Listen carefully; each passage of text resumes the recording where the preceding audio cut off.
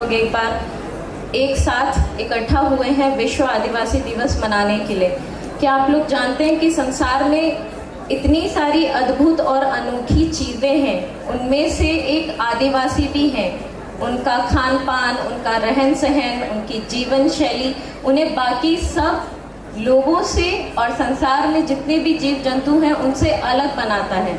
और हमारे जीवन दर्शन की जो सबसे बड़ी बात है वो है सहजीविका, यानी कि प्रकृति के साथ जीना।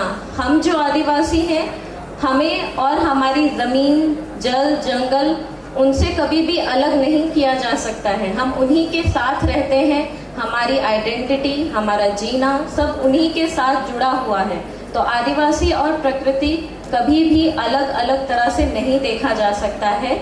और इस बार का जो हमने थीम भी रखा है, आप लोग देख सकते हैं, भाषा, भाषा और आदिवासी जीवन। भाषा एक ऐसी चीज़ है जो मनुष्य के विकास के लिए ज़रूरी है। भाषा के बिना मनुष्य का विकास अधूरा है। और भाषा ही है जो हमारे सामाजिक प्राणी होने का सबसे बड़ा प्रमाण है। और हम यहाँ पर जितने भी हम लोग हैं आदिवासी, आप लोग अलग अलग जनजातियों से आते होंगे। आज हमारी जो नई जनरेशन, हम लोग कहते हैं कि हम लोग नई पीढ़ी के नए आदिवासी हैं, लेकिन नए आदिवासी किस तरीके से? हम अपनी संस्कृति भूलते जा रहे हैं, हम अपने नाच भूलते जा रहे हैं, हम अपनी भाषाएं भूलते जा रहे हैं। तो हम अपने अस्तित्व को बचाएंगे कैसे? आज जो हमारा सबसे बड़ा प्रमाण है वो ये भाषा ही है, हमारी जीवन शैली, जीवन दर्शन जिसको हम लोग कहते हैं। अगर हम लोग उन चीज़ों को पीछे छोड़ते जाएंगे तो हम लोग नहीं रह पाएंगे, नहीं टिक पाएंगे। कहते हैं कि एक पेड़ की टहनी जब आप काट देते हैं, उसका टहनी जब आप काट देते हैं तो वो पेड़ या वो टहनी जिंदा नहीं रह सकती है। तो हमारी जो भी जड़ें हैं वो हमारे कल्चर में है, हमारी आदिवासियत में है। और आज जो हम लोग विश्व आदिवासी दिवस मना रहे हैं, ये एक सिर्फ खुशी का त्योहार नहीं है हमारे लिए।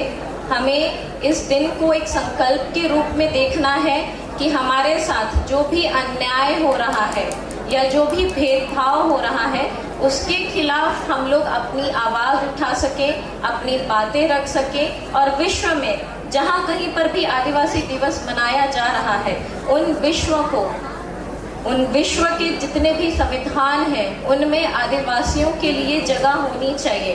और हमारे भारत के संविधान में भी हम आदिवासियों के लिए वो स्थान है, और वो है हमारा 5वीं अनुसूची। झारखंड के परिप्रेक्ष्य में अगर आप देखेंगे तो वो 5वीं अनुसूची है।